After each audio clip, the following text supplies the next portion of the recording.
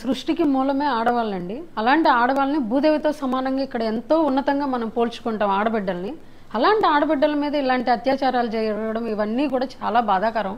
న్యాయ వ్యవస్థలో లోపం ఉండబట్టే కదండి అతను మీడియా ముందుకు వచ్చి అంత బహిరంగంగా అత్యంత ఇప్పుడు ప్రాణం పోసే వైద్యురాల్ని అంత కిరాతకంగా అంత ఘోరంగా అతను చంపి కూడా అంత ధైర్యంగా వచ్చి మీడియా ముందుకు వచ్చి నన్ను ఉరి తీయండి నేనే చేశానని అంత ధైర్యంగా చెప్తున్నాడంటే లోపం న్యాయ వ్యవస్థలో ఉండబట్టే అతను అంత కిరాతకంగా చంపి కూడా అంత ధైర్యంగా చెప్తున్నాడు.